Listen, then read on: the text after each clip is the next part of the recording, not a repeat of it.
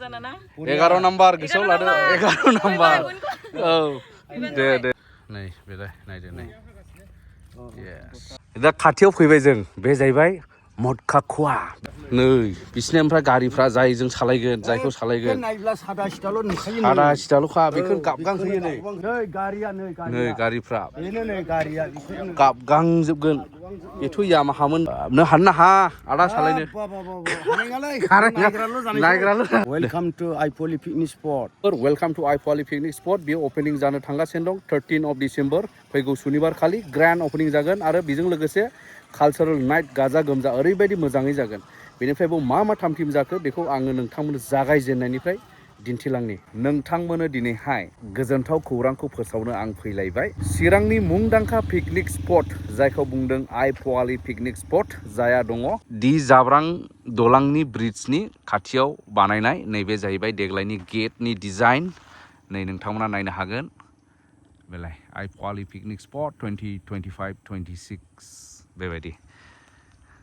नैबेयाव माबेलाय welcome ओरैजायबो बरायनाय प्रिपेरेसना मा दं आरो देग्लाय मा थागोन नैबे पिकनिक स्पटनि सिङावहाय नोंथांमोना फैयोब्ला मा एक्सपिरियेन्स बा इन्जय खालामफैनो हागोन बेफोरखौ आं नोंथांमोननो दिन्थिलांगोन लोगोफोर दे स' आं भिडिअखौ जागायबाय नैबे गेटनिफ्राय बे जाहैबाय फार्स्ट गेट हाबलांदिनि लोगोफोर अब्ला लोगोफोर नैबे जाहैबाय दा गेट विथ आर'नाइ माबा माबि ओमफ्राय बिदिनो अब्ला मोनहाङाव नैबेबायदिनो लोगोफोर दा एरिया गासैबो बे पिकनिक स्पटआनो जोब ओरैबो दं नै माबा माबि एक्सप' माबा माबि थागोनदां ओरैहाय ओरै हाबजेननाय जेनाखि दिप आइलेण्ड बैग्रि बागान बेवहाय मा दं बेखौ नायग्रोनि लोगोफोर दे ओरैहाय लहांफ्रा रेडि जाबाय हनै फैजांफ्रा बेनिफ्राय र' नैबो पार्किं खालामि गारिखौ साइख्लेमाव दा जोङो माने साहा गोजोबनिफ्राय नायलांनि गासै एरियाखौ नोंथांमोननो दिन्थिनो नाजागोन दा साहा गोजोब जेनाखि नैबे लांदां जायगा दं नैबे लांदां जायगायावहाय बिथांमोना बानायबाय बे मोनानि हाबाफारिनि थाखाय कालचारेल नाइटनि थाखाय मोनसे जौस्रांखौ थामथिम खालामगासिनो दङ नै दा नैबे जाहैबाय स्टेज मेन स्टेज जागोन बियो नै दा बेखौ मोजाङै स्टेज गोजौ बानायबाय ओरै फैनानै मेथाइ खनफैलायग्रा पाब्लिकफोरजों हाय हेल' होनफैग्रा दङ नै बेनिफ्राय बे स्टेजनि साउन्ड होन जेसेबां दं बे जोंनि लकेल सासे आदानिनो दे प्रदीप नार्जारिनि बे जोंनि हरैनि बिथाङा माने खम समावनो बिराद गिदिर प्रग्राम खालामनो हानाय दा नैबे अबस्थायाव दं बियो नोंथांमोनाबो कन्टेक्ट खालामनो हागोन नैबे जास्टिन फंबाया मेनेज खालामो आरो दा बेसेबां किल'नि साउन्ड सेट जागोन बेयाव जोंबो माबा सोगोन बिदिनो 55 to 60 किल' साउन्ड सोगोन बहाय बा 55 to 60 काजलगावसिम खोनाहैखागोनब्लालाय खोनाहैगोन काजलगावसिम बा माने गिदिर हाबाफारि नालाय बियो ग्रान्ड होनदों नालाय ग्रान्ड बेनिखाय ग्रान्डआवहाय गिदिर साउन्ड नांगौ ना माथो दासो लोगो मोनबाय नै आदाखौ दासो लोगो मोनबाय नै गोजोन्थों आदा बे आदायानो बिराद मा होनलाय एडभाइजार आरो जों स्टेजखौ नायदों एसे आदा थिगखा दा स्टेजआ साउन्डआबो गोगोमखानो माथो देग्लाय हाब ओरैहाय लाइट ना मानिलाय लाइटनि स्टेन्ड बानायबाय ओमफ्राय लाइन एरे बक्स थागोन बे गोलावा बे माने फांसन गिदिर जाग्रा बे थागोन आरो उनजोंहाय जिरायग्रा दंबावो औ बेबायदिनो 13आवनो अपेनिं खालि औ बेलासिनिफ्राय फुरा दुमसै आरोखि जाबाय दा बेनिखाय अपेनिं सेरेमनियावहाय नोंथांमोना बाहागो लाफैनो हागोन नायफैनो हागोन मानो हागोन होनोब्ला ओइदिनखालिनि प्रग्रामा स्पेसियेल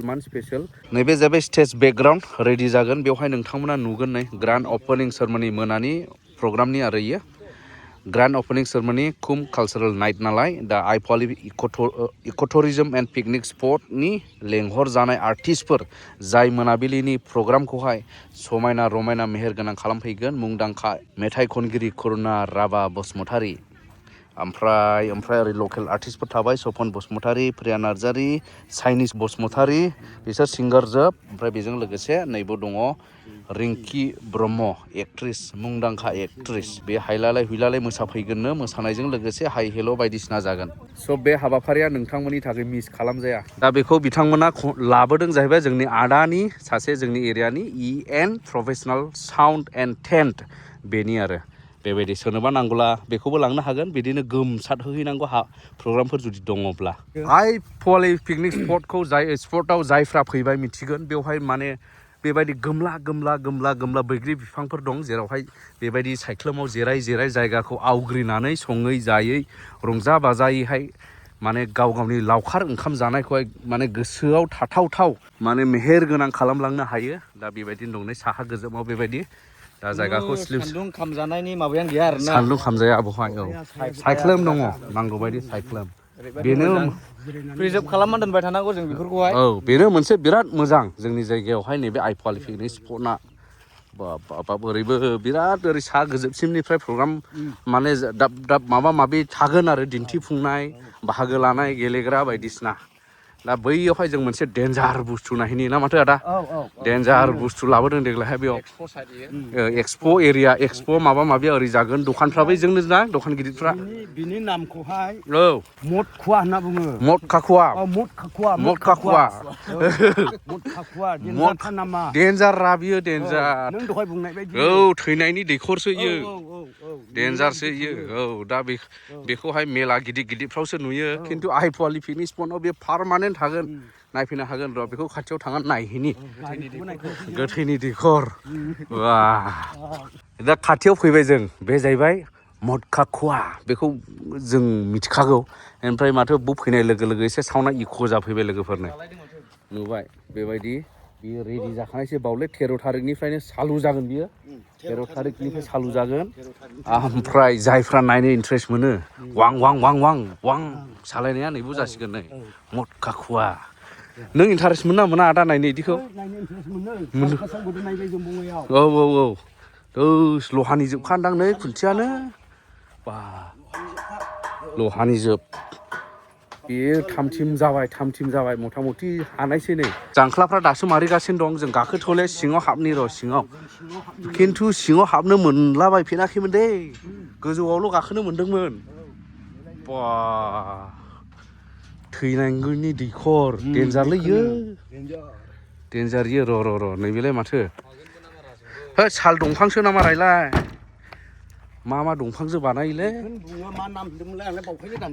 मदकाखुवा बरिया ओरैहाय बेवहाय ब्रुं ओरैल' सालायगिदिंनायसै आरोखि नायग्राफ्रालाय ओरै गोजौआवसो थाजोबबाय हनै गोजौआव बैबो ससमा हमलायनानै नायफैदों नै जों बाया शिबनाथ बा नोंनि फेसबुकआव मा नाममोनलाय माने आंनि फेसबुक पेजाव दङ शिबनाथ ब्लगार आरोना शिबनाथ ब्लगार नोंथांमोनाबो आंखौ नायदो सम ब्रादारनि गेजेरजोंहाय शिबनाथ ब्लगार चेक खालामहैनो हागोन फेसबुकआव शिबनाथ ब्लगार अननानै आंनि फेसबुक पेजखौ नोंथांमोनाबो नायदो फल' खालामनानै होदो जाय बिथांमोना फल' खालामनानै होदो बेनोसै आदसा माखासे सेटिं खालामनांगौ दंबावनाय बे थाबैनो रेडि जागोन 13 थारिखआव फैदो बेखौ गोसो बायदि नुगोन आरो बाब नैसो सिङाव हाबनो मोनबायलै इदियाव आदा नोंनालाय गोजौनिफ्रायल' नायनो मोनोना जों मोना उनाव जों एन्ट्रि गैले दिनै हाबग'ना लाखाबाय जों नायग'ना लाखाबाय जों दिनै नै बिसिना ओमफ्राय गारिफ्रा जायजों सालायगोन जायखौ सालायगोन सादा सिदाल'खा बेखौ गाबगां होयो नै सिङावनि अबस्थाफ्रा ओरैबायदिखा नै होमब्लाबो बेखौ ओरैबायदि साहस लानानै सालायनानै दिन्थियो साहसआ एसे आलदा नांगोनलै साहस जानायनि मुलिसो जायो नामा रायसोलाय नै गारिफ्रा गाबगांजोबगोन बेथ' यामाहामोनदां नै यामाहा बेबो यामाहा आरएक्स ओमफ्राय नैबे बे पालसारमोन बेखौ सालायथाय ओरैबायदि अबस्थाखौसो सालायखायो आरो बाब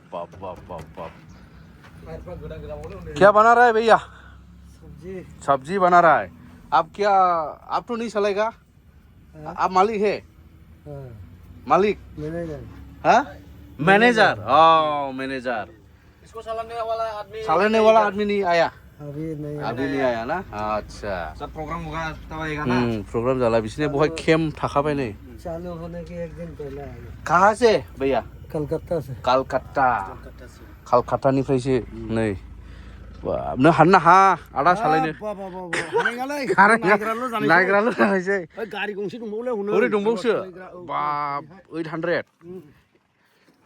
मारुति 800 मारुति बने गंसे 800 नै मारुति 800 वा गाहायनि अबस्थाखौ नायदो ओरैबायदिखा नै ओरैहाय खालि जोबखा नै बेखौनो गाबगां होगोन जाहैबाय बिसोरो फुराना मडेललै नै हिन्दीनिसोलायखा नै लिरनायानो मारुति नै माने एखे गोदोनिखा हानाय नङा इसोर हानाय नङा दा जोङो हाबदों नै एक्सप' एरिया नैबेयाव जागोन जाहैबाय एक्सप'नि एरिया बेवहाय रोखोम रोखोम गाननाय जोमनाय देलायग्रा थुरसि लथा बायदिसिना बे जागोन गासिबो बेवहाय देग्लायनो गुबुन गिदिर एक्सप'खौहायसो हांख्रायदोंनो बिथांमोना बे थांनाय बोसोरनिया नङा देग्लायनो बे बिराद गिदिरनो एक्सप'आ बियो एक्सप' जागोना जायगाबो बिराद गुवारखा नालाय नै बिराद गुवार लाखादों इसोर नै बे गासिबो जाजोबगोन एक्सप'नि एरिया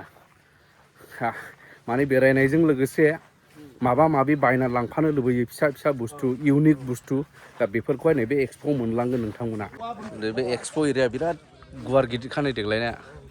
ओरै बे एक्सप' जाजोबगोन नै एक्सप' ओइलाय एक्सप' ओरैनो मा जागोन ओरैनो गासैबो दखान जाजोब्बाय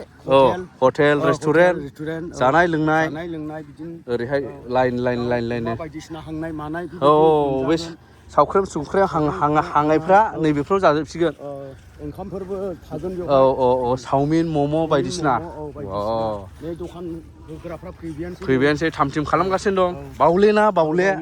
ओंखायनो देग्लायहाय जोंनो बानायना होनाय जादों आरोखि माबाखौ जायगाखौहाय टेन्टखौ खोङाखादों बिसोरो खथा होना होजोबखाबाय जों ओमफ्राय बिसोरो फैनानै होफैनोल' दाङो नैबे मा जाखो नै बाजैनि हटेलनो नै मोनसे नै बाजैनि हटेल थिग बिदिनो बाजैनि हटेल आब'नि हटेल बायदिसिना हटेल आदानि हटेल जालांनो हागौ आरो इयो नाम्बार होजोबखाबाय बिसोरनो ओमफ्राय लोगोफोर बिदिनो दखानाथ' गुबुन गुबुन रोखोमनि दखानफोर थागोन बेबायदिनो बिनानावफ्राबो बिसोरो थाम थिम खालामगासिनो दं माने दखान होनो थाखाय मा दखान होगोन बिथांमोनखौ मोनगोन आइप'वाली पिकनिक स्पटआवहाय नै बेलाय बिनानाव नोंसोर सानै होगोन ना माथो आच्छा मा दखान होनाय गासिबो मोनजोबगोन फास्ट फुड जानाय लोंनाय अमा हांनाय दाउ हांनाय चावमिन मम' बायदिसिना फास्ट फुड खय नाम्बार होनदों नोंसिना 11 नाम्बार दखान खेबखाबाय 11 नाम्बार ओमफ्राय नोंसोर मा खामानि मावनो फैदों ना माथो मावनो फैयाखै जों गावसिनिखौ साजायनो थाखाय मावनानै लाबाय नोंसिनि दखानखौ बिनिबाय सिना जाना ना 11 नाम्बार गोसोआव लादो 11 नाम्बार दे बहाय हाबनानै जायो जाफैदोल' नामा ओरैथ' बिदिनो जाबाय माने बहाय ओरै एक्सप' दखान आरो ओरै मद खाखुवा थाबाय बिनिफ्राय जों हाबफिनबाय दा बैग्रिबारि जे जायगायावहाय थाजिम जायगाखौ नोंथांमोना लानानै पिकनिकखौ जागोन रंजागोन बेयाव हाबफिनबाय जों बेलायनै ओरै हाबफिनबाय सोरबा माने साइख्लेमाव फैजेनबायानो जाफैबायानो बेरायफैबाय बेलायनै साइख्लेम बे बैग्रिबारियावखौ जों एसे थाबायबावबाय ओरैनो माखासे साजायनाय बायदिसिना आरो दैनि साइडनिखौ नायहैनो एबार सेल्फि जन माबा माबि थाबाय ओरै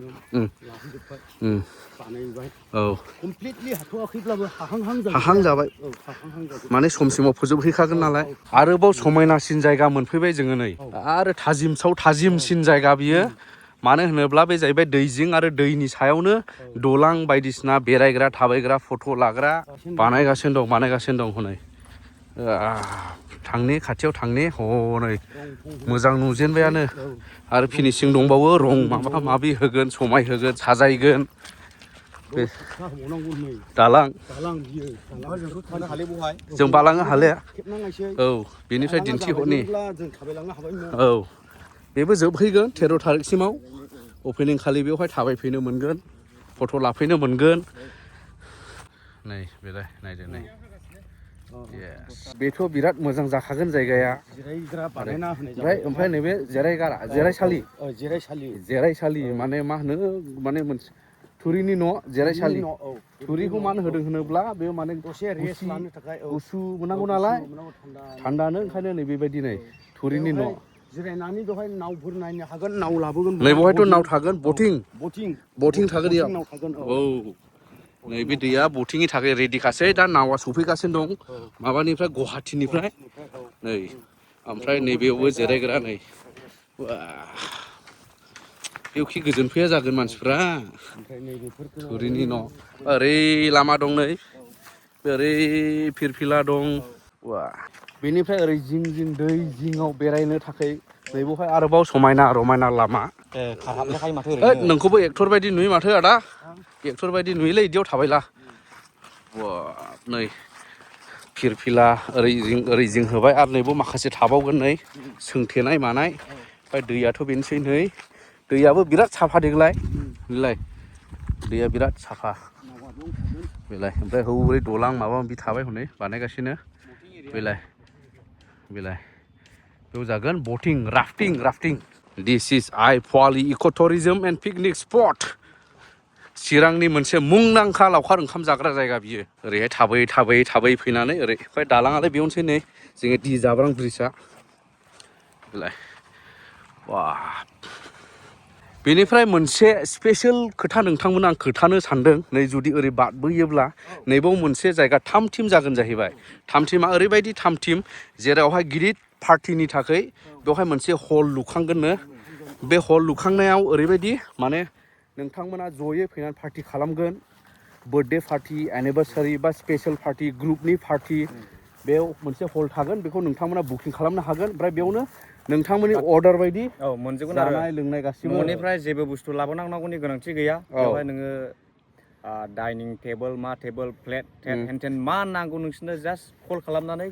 वान्स बुकिं खालामहरनानै मा नांगौ नोंसोरनि नांगौ इकुइपमेन्ट्सफोरखौहाय बुंहरबानो मोनजोबगोन बेखौहाय जोंनो रान खालामगोन जों सानैसो लोगोफोर दं बेनि आं सिमोनबो आं दखान होदोंमोन देग्लायहाय एसे एक्सट्रा अर्डिनारि सानदों आरोना खारन थांनाय बोसोराव गोबां मानसिफ्रानो हल नागिरफैदों बुकिं खालामनो मोनाखै दा बिनि थाखायनो पाब्लिकफोरनि थाखाय एसे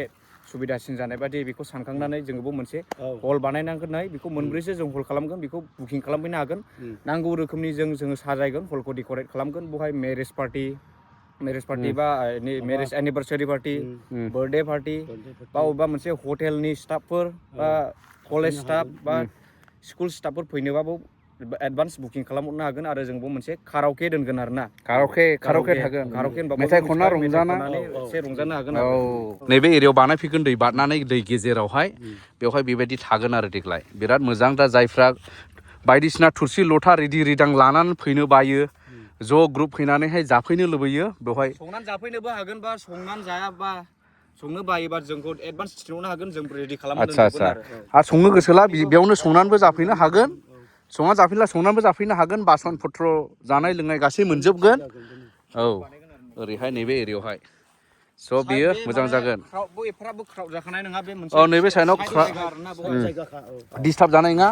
खारन मेन पइन्टआ हरै जाबाय नालाय बेनिफ्राय ओरै सोनाबजों दै बारबोनानै जेथांखि नैबे खालि जायगा दं बेवहाय बानायगोन आरो बिथांमोना येस कमेन्ट खालामदो लोगोफोर माबायदि नुदों देग्लायनि आइपवालि पिकनिक स्पटनि साजायनायफोरखौहाय ओमफ्राय बे दै साइडआवहाय फैग्रा सोनाब साइडआव हाबग्राया नैबे नै जों सोनाबजोंनिफ्राय सानजा हाबदों नै बेवनि दलाङाथ' फ्राय रेडि जाबाय नै बेलाय बे बैग्रि बागाननिफ्राय सोनाबहा फैनाय बियो खोला गोजोबनि दलां बियो बेथ' फ्राय रेडि जाबाय नै समायना रमायना आइपवालि इक' tourism and picnic spot of 2025 and 2026 बेलाय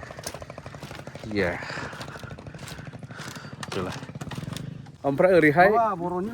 गथ'फोरनि थाखाय आदा नैबे मा होनोमोनलायखौहाय इदिखौ थाबाय बे इदिया बे मामोनलाय दुलायग्रा दङ नै बेवहाय दुलायग्रा माने गोरलैफोरबो हायो नों हानाय ना हाया जायो गोराखा माथो मा बे फैजां दुलायग्रा ना मा होनदोंमोनलाय दुलायग्रा बे दुलायग्राबो दङ ओरै गथ'फोरनि थाखाय बे जाहैबाय दुलायग्रा हायो बेलाय नैबे जाहैबाय कमिटिनि अफिस जिरायग्रा बेलाय बेनिफ्रायनो मेनेज खालामगोन बिथांमोना ओरै फैयै नैबेवहाय कमिटि थाग्रा अफिस दानि बेवहाय मा समायना रमायना बानायबावखोरा दा नैबे नुहुनै मोनसे बिराद माबा सानखांदों बेयावहाय जोंनि जेनाखि आर्टिस्ट सिगां थैना थांबाय जुगिन गार्ड बिथांखौहाय जोङो मोनसे मुर्ति हिसाबै बेवहाय दोनगोन आरोखि मुर्ति ना पिक्सार पिक्सार पिक्सार दोनगोन नैबेवहाय बिनि पिक्सार दोनगोन अ। बेनिफ्राय सासे जोंनि बर'नि मुंदांखा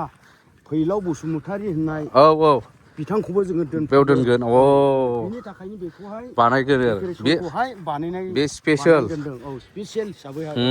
होमब्ला दोनगोन जों औ बुजिबाय अब्ला नैबे माने देग्लायहाय बेवहाय ट्रिबिउट एरिया माने मान बावग्रा जायगा मान बावनाय जायगा जुबिन गार्ग आरो जोंनि बर'नि फैलाव बसुमतारी बिथांमोन सानैनि बेवहाय मुसुखा बा पिक्सार दोननानैहाय बेवहाय माने मान बावनाय मोनसे जायगा आरो बेवहाय बिथांमोनखौ मान बावनानै बेखौहाय बेयाव बानायगोन जाहैबाय नै बेलाय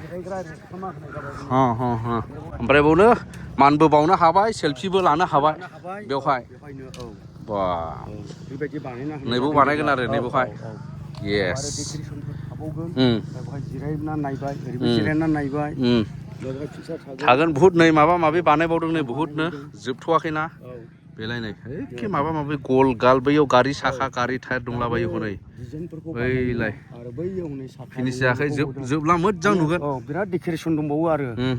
बैलाय हनै जिरायग्राबो दङ बेयावनो ओइलाय जिरायग्राफोरबो बानायदों जायगा जायगा